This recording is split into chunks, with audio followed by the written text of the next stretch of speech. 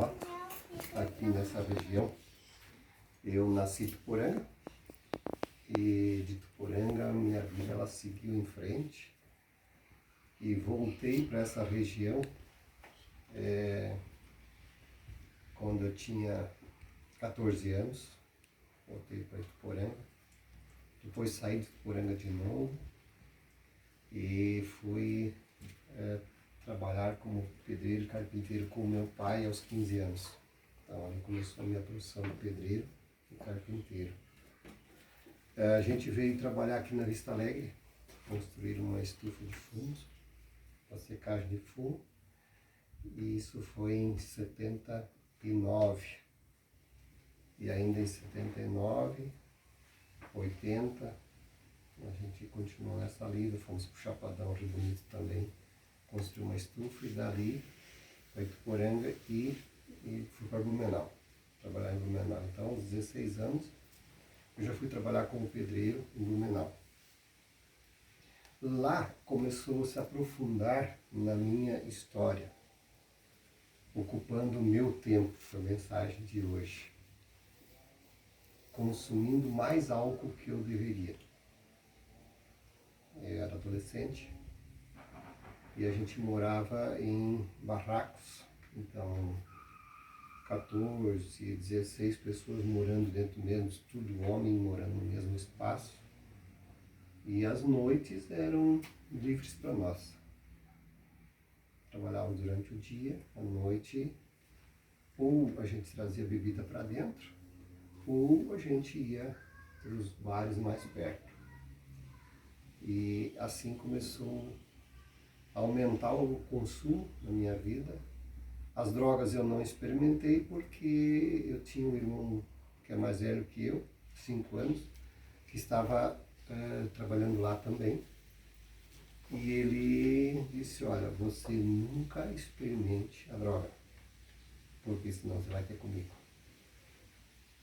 Aí eu respeitei a posição dele e eu acabei não consumindo a droga. Mas o álcool fez parte da minha vida. E eu estava afundando cada vez mais e eu comecei a entrar em desespero comigo mesmo. E não demorou muito, eu comecei a pensar em sair de lá. Então, completei 17 anos lá. E aí, no final do ano 80, eu vim de férias, teve férias coletivas, e eu vim para Aurora, meu pai morava ali. E aí, meu irmão, que ficou na época, quando a gente estava na Vista Alegre, construindo a estufa, ele acabou aceitando o convite do Alair. A estufa a gente estava construindo para ele. E ele aceitou o convite de ficar trabalhando ali. E esse meu irmão estava lá também. Veio passar o Natal na casa do pai e da mãe. E ele disse, você está de férias? Vamos até na Vista Alegre. Vamos até lá passar uns dias lá. E eu vim. E conversando ali com o pessoal que estava trabalhando na época ali. Tinha o Alair, que era o proprietário, e tinha mais 2 arrendeiros. E conversando com eles, eu comecei a perceber que seria mais seguro eu sair de Blumenau e vir para Rio do Sul, para Vista Alegre, ficar na roça, eu estaria mais protegido, ao menos do álcool. E essa decisão, ela amadureceu. E quando eu voltei em janeiro para Blumenau, eu fui lá e então pedi a conta para vir embora. Fui para Vista Alegre, onde eu fiquei 16 anos. De 81, janeiro de 81, até março de 97. Nesse período, uma coisa interessante que aconteceu comigo foi que eu comecei a ouvir a palavra de Deus com mais frequência. Que isso não fazia parte da minha história antes. Eu não tinha tempo para isso. Depois que eu fiz a confirmação, eu saí da igreja. Não precisava mais da igreja. Deus para quê? E quando eu cheguei na Vista Alegre, isso começou a fazer parte da minha história, porque dentro da casa do Alair havia o contexto Palavra de Deus. E isso começou a despertar dentro de mim, movido pelo Espírito Santo, o ser convencido de que eu estava perdido sem Jesus. Estava perdido. E no mesmo ano aconteceu essa maravilha na minha vida, que eu conheci Jesus. E eu fiz a minha entrega ao Senhor Jesus. E a partir dali também, a minha história começou a mudar. Esse desejo pelo álcool começou a sair do meu corpo. E 87, eu fui convidado para participar de um curso para formação de liderança na juventude, grupo de jovens. Isso foi lá no Santa Isabel. Depois, a segunda etapa foi em Alfredo Wagner, onde que eu comecei esse ministério de levar a mensagem. E comecei a coordenar o grupo de jovens de Samambaia, onde eu conheci a Raquel e onde eu conheci a Solange.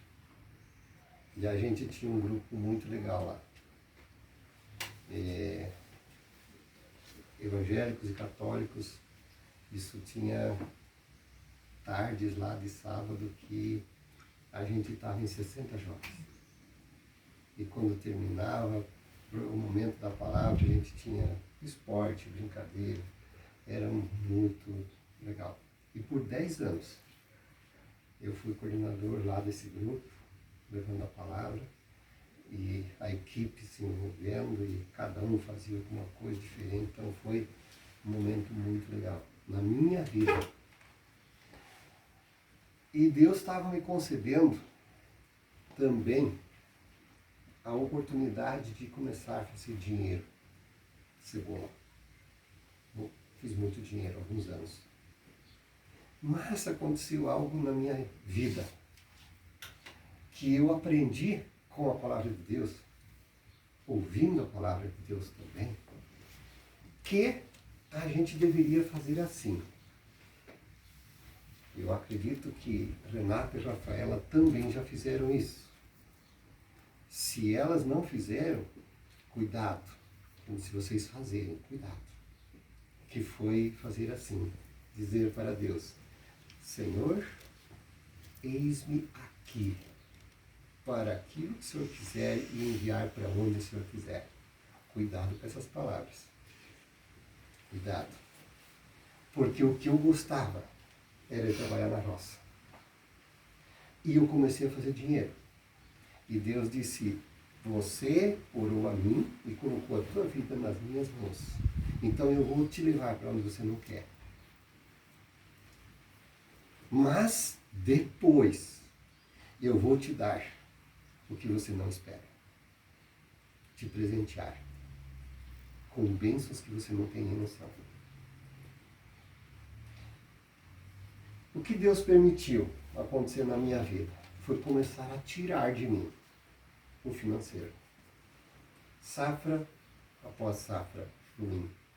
E eu, sendo fiel a Deus, trabalhando para o Senhor na sua seara, Deus começou a dizer: eu vou ter que tirar aquilo que você mais gosta, que está te trazendo um conforto, porque eu quero te levar para outros lugares. Só que isso provocou dentro de mim uma revolta. Deus, eu faço a tua vontade diante das pessoas, eu sou fiel, e o Senhor está permitindo que tudo aquilo que eu tinha está saindo da minha mão. E Deus deixou eu ficar zeradinho financeiramente. E aí eu recebi o primeiro convite: trabalhar no Serene Blumenau, ajudar pessoas na dependência química. Eu disse não. bati o pé para Deus. Veio um segundo convite. Não, eu vou embora. Já que eu não tenho mais dinheiro, eu vou embora. Mas para longe do Serene. Fui embora, para o norte do Paraná. Em 97, final de março de 97. Cheguei lá num dia, no outro dia já começou o trabalho, porque já estava programado. Trabalho bom, ganhava muito bem também. E Deus disse, aqui não é teu lugar.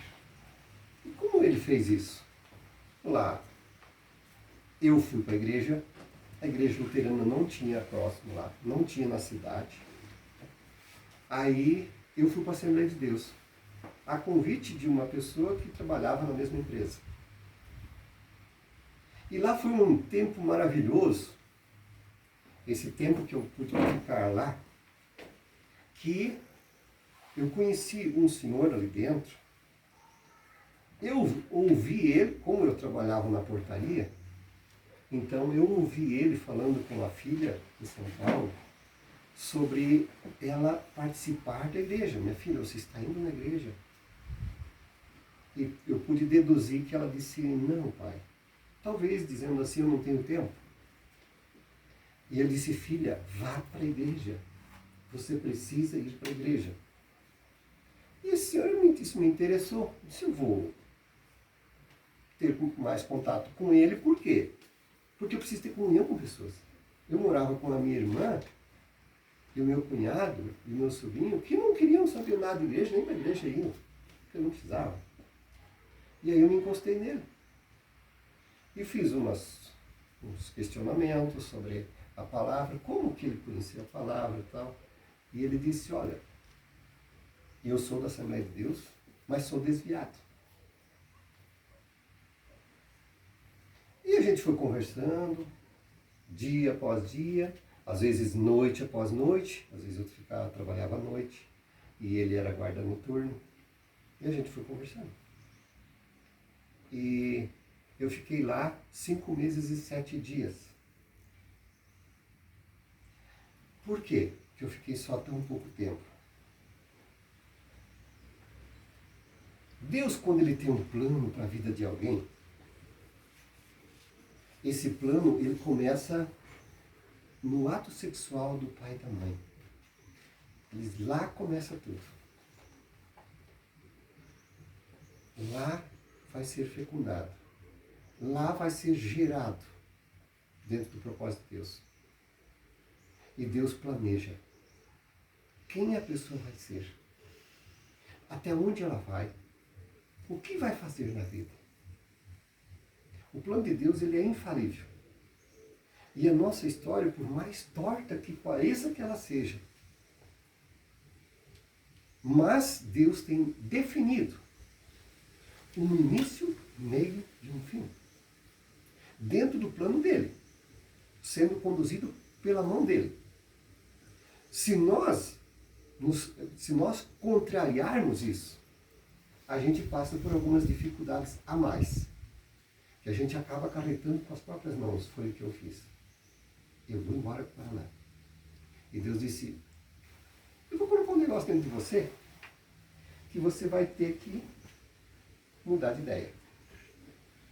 Eu estava lá mais ou menos uns 15 a 18 dias, de repente comecei com uma diarreia. Diarreia, faz chá, vai lá na farmácia, toma um remedinho, tudo certo. Mas não estava tudo certo. E aí eu comecei a tomar Imosec. E fui tomando Imosec. E fui tomando cada vez pior. E não melhorava. Aí fui no médico. O postinho ficava no caminho de casa. Posto central. Fui lá. Fui atendido por médicos. Vamos fazer uns exames. Vamos fazer isso, fazer aquilo. Nada. Aí numa dessas noites que eu estava trabalhando, eu acho que eu vou pedir uma autorização para o gerente e vou para o Sul. Eu conhecia muito bem a doutora Berenice. Aí eu liguei, agendei uma consulta e vim para Rio do Sul. Quando eu chego, converso com a doutora Berenice, ela perguntou: o que foi, ó? Disse: doutora, tá assim, assim, assim. Ela disse: eu já sei o que você tem. Você tem uma bactéria chamada Shigella. Mas a tua está no intestino. Eu tenho o mesmo problema, mas é na cabeça. Essa bactéria ataca o meu cérebro. Eu disse: a senhora tem certeza? Ela disse: tenho. Mas nós vamos fazer exame porque isso é devido. Mas eu já vou te me dar o remédio. Você já vai começar a tomar. E a hora que o resultado ficar pronto, você só vem e me entrega. Comecei a tomar o remédio e comecei a melhorar. Aí peguei o resultado do exame, levei para ela, ela disse: está aqui, ó. Shigella. Eu vou te dar o tratamento para 10 dias, você volta e vai trabalhar. Cheguei lá, falei com o gerente, ele disse: isso não existe. Esse negócio não existe. Ele pegou o telefone na minha frente, ligou para a secretária da saúde e disse: estamos indo ali agora. Eu embarquei no carro, fui com ele na Secretaria da Saúde e chegamos lá. Ele disse para a secretária: arrume, veja médico, especialista, onde tiver, que nós vamos levar ele. Arrumamos, ela conseguiu a consulta em Arapongas. O médico japonês, estava agendado, na segunda-feira seguinte fui lá. O médico, quando olhou os resultados dos exames de Rio do Sul, ele disse assim: você, para vir de Santa Catarina trabalhar aqui, tão longe, você deve ganhar muito bem aqui. Mas eu tenho uma notícia para você. Se terminar o tratamento dos 10 dias que a médica de lá te deu, e se voltar o sintoma, arruma as tuas coisinhas e te manda daqui. Volta para a tua região. Porque se você ficar aqui, você morre. Se o quê? Ele disse: é o que eu estou te falando. Sem conversa. Eu disse: mas doutor, se tomar remédio? Não. Volta embora. Sabe o que naquele momento veio à minha memória? Serene. Eu disse: Senhor, estou indo. Se for isso, voltei a trabalhar, terminou o tratamento numa quarta-feira, na quarta noite eu fui trabalhar. Quando chegou lá por as 4 da manhã, começou a mesma coisa como antes. 7 horas saí do trabalho, fui para casa, cheguei em casa, banheiro. Voltei para a empresa, falei com o diretor, disse: estou indo, preciso para poder viver. Ele disse: não, tu não deve. Eu disse: olha, eu preciso. Esse rapaz. Vim embora. 2 meses depois, eu estava trabalhando no Serene, no Blumenau. Levou 2 meses porque era para mim alterar minha carteira, porque o Serene ganhou um ônibus na época. E daí eu também era para ter a carteira já alterada para conduzir o ônibus que era do Serene. Entrei no Serene em 97 ainda, final de 97, onde eu fiquei até 2003, até outubro de 2003. Lá entrei como monitor, depois passei a coordenador interno. Comecei esse trabalho fantástico, que é trabalhar com pessoas dependentes de álcool e outras drogas. Fiquei até 2003 porque em outubro de 2002 eu conheci a Lorena, em Rio do Sul. E a gente em 2003, então 1 ano e 4 dias dias depois que a gente se conheceu, a gente casou. E ela trabalhava na hemodiálise. E eu vim para Rio do Sul. O que Deus planeja para a gente não sabe.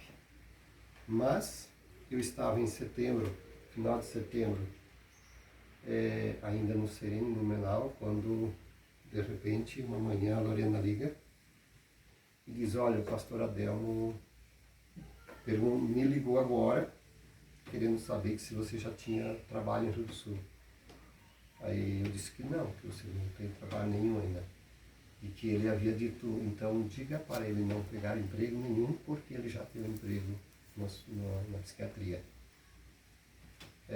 Naquela manhã, o monitor da psiquiatria, que era o seu Juvelino, veio a óbito. E então era para mim assumir essa vaga dele. E aí a gente veio para Rio do Sul, e naquele ano eu não queria trabalhar até iniciar janeiro. Mas a diretora, a Sula, era paciente da Lorena, e toda semana, quando é que o Otto vem? Quando é que o Otto vai começar? Quando é que o Otto vai começar? Até que eu disse, tá bom, eu vou lá. Então no dia 20 de novembro de 2003, eu comecei na psiquiatria. Foi muito ruim para mim no início, muito ruim. Porque na psiquiatria, na época, tinha 4 pacientes. E paciente de psiquiatria é diferente do que pacientes, né, acolhidos numa comunidade terapêutica. Porque ali tem atividades, tem muitas coisas a fazer. Na psiquiatria, as pessoas estão doentes, estão muito medicadas, então eu passava o dia quase sem fazer nada. E no Sereno, eu saí, nós tínhamos 70 pessoas acolhidas lá. E eu era coordenador interno, então eu tinha uma correria, a vida agitada o tempo todo, dia e noite. E aí eu venho para ali e muitas vezes ficava sentado com eles, e eles cochilando, não entendiam nem o que eu estava conversando com eles, e aí eu ficava andando para cá e para lá. Eu chegava em casa e dizia para a Lorena, eu vou sair, eu não aguento, eu vou sair. E ela dizia, calma, Otto, calma. Se Deus abriu essa porta, então aguarde para ver o que Ele vai fazer. Aguarde. E aí nós ficamos ali, eu fiquei. E não demorou tempo, a gente já começou a acolher mulheres também, público feminino, na psiquiatria masculina. Então começou com uma, começou com 2. Então a gente tinha que, aí começou a aumentar a responsabilidade minha de poder também estar olhando. Então o quarto onde elas ficavam era de frente e o postinho de enfermagem, onde que a gente tinha que estar mais atento, né? Então quando elas iam para fora, a gente estava lá junto, no pátio, que é uma área verde bonita, lá na psiquiatria, e a gente estava lá. E depois foi feita uma ala para elas. E aí o número de acolhidas na ala feminina foi de 15 mulheres, 15 do sexo feminino. E na ala masculina era 31. E o número foi aumentando. E a minha função lá dentro era conduzir a palavra de Deus com eles. Fazer com que eles pudessem ouvir a mensagem cada manhã. Na ala feminina, a dona Gertrudes fazia esse papel. Ela, a Iraci também fazia. Então na ala masculina era comigo. E eu fazia algumas programações também, daí, de palestras na ala feminina. Então foi um tempo onde que Deus abriu mais intenso essa possibilidade de eu fazer aquilo que eu gostava, de levar a mensagem do Evangelho. E foi um tempo maravilhoso lá. Saímos em 2013, em setembro de 2013 eu saí do Samaria para vir para Ituporanga para conduzir a unidade feminina do Sereno. onde nós ficamos ali até agosto de 2021, eu como coordenador da unidade feminina. Deus tem feito maravilhas na minha história, e dando-me essa possibilidade durante 24 anos trabalhar de uma forma intensa com a dependência química, tanto álcool, drogas e outros transtornos. Eu pude aprender muito, pude viver muito. Agora estamos num tempo onde a gente está mais disparado, mas é um tempo que eu não sei por que Deus está conduzindo esse tempo dessa forma, mas eu recebo da mão dele, porque ele sabe que o meu coração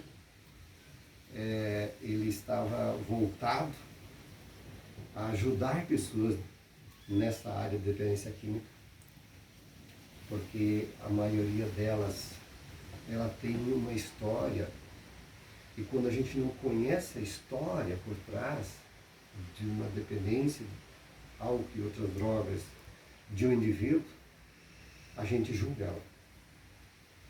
Mas normalmente a gente não sabe, e às vezes ninguém sabe o que passou com ela.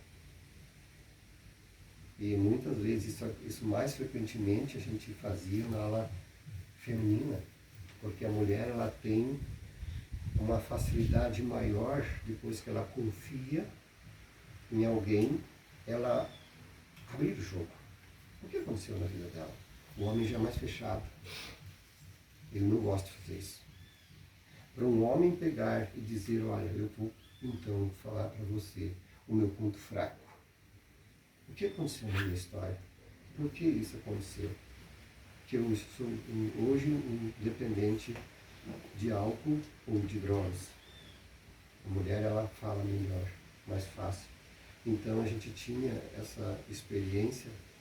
A Lorena, como enfermeira, também fazia muito esse trabalho terapêutico, além de nós termos psicólogas também que trabalharam com a gente. Mas às vezes a psicóloga, ela não conseguia, devido ao seu tempo,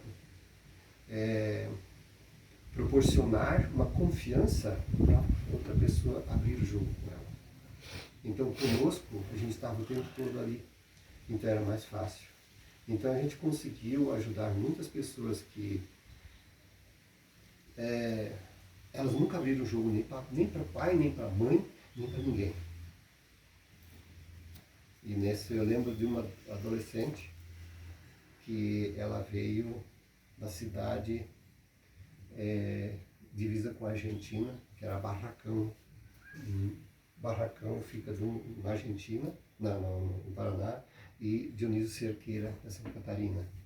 E ali a divisa E essa menina, ela veio até nós, e 17 anos, e ela estava ali uns meses, e eu já havia perguntado para ela uma vez, por que ela, uma menina tão linda, tão inteligente, tão capaz, se envolveu com a cocaína. E ela dizia assim, meus pais me deixaram muito sozinha. Não me convenceu. E encerrou a conversa. E a gente teve umas palestras em São Bento do Sul, e quando eu estava ouvindo essa palestra, era uma palestrante de São Paulo que ela trabalhava na antiga Fundação Casa, que trabalhava só com adolescentes, a prisão mesmo, penitenciária, só com adolescentes. E ela contou umas experiências de lá, e quando ela estava contando a experiência, eu me lembrei dessa menina. E aí a psicóloga que estava junto também lembrou dela, só que a gente não falou nada. E quando nós voltamos, a gente estava no trabalho na semana seguinte, e aí um dia conversando no escritório, a gente fazia isso toda manhã, a gente tinha o nosso tempo de conversa, a leitura da palavra e também oração e conversa. E aí eu falei para ela, olha, eu estou com uma vontade de falar com tal fulana. Ela disse sobre o quê? Ela disse, porque, ó, eu não consigo tirar nada dela. Ela já estava ali há 4 meses. Eu não consigo arrancar nada dela. Eu disse, deixa comigo. Essa experiência eu já tenho. Deixa comigo. Porque eu disse para ela, eu suspeito que ela foi abusada quando era criança. Ela disse, ó, a mesma coisa eu suspeito. Eu disse, de quando? Daquela palestra lá em São Bento. Eu disse, eu também. Vamos em frente. Uma quinta-feira à tarde, uma tarde bonita de sol, tinha atividades, era artesanato, pintura em toalha, e estavam todas lá, e a menina não estava. Entrei para dentro da sala, estava ela deitada no sofá, dormindo, 3 horas da tarde. Acordei ela, eu disse para ela, como é que você está? Ah, eu estou bem. Então, se você está bem, vem cá. Fomos para o escritório, ela sentou no sofá, e eu sentei atrás da minha mesa. Eu disse, eu vou fazer 2 perguntas para você. A primeira, o que fez você, uma menina tão linda, tão inteligente, entrar na cocaína? Arrebentar com a tua vida do jeito que você fez. Meus pais me deixaram muito sozinha. Segunda pergunta. Você foi abusada quando era criança? Não. Ela arregalou os olhos. Olhou para mim. Baixou a cabeça. Começou a chorar. Chorar, chorar, chorar. De soluçar. Aí eu deixei ela chorar. Quando ela estava mais calma, eu perguntei, a tua mãe sabe? Não. Foi alguém bem próximo de você? Sim. Sim. O meu padrinho, irmão da minha mãe.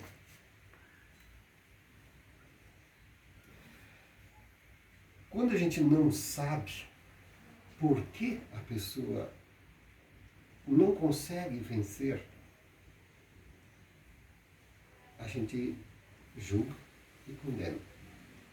Mas quando a gente começa a ouvir, e para a gente chegar numa pessoa assim, a gente precisa ter o jeito. E isso Deus me deu durante 24 anos. Experiências dentro da psiquiatria, coisas inacreditáveis, que eu jamais imaginaria que eu poderia ser um instrumento de Deus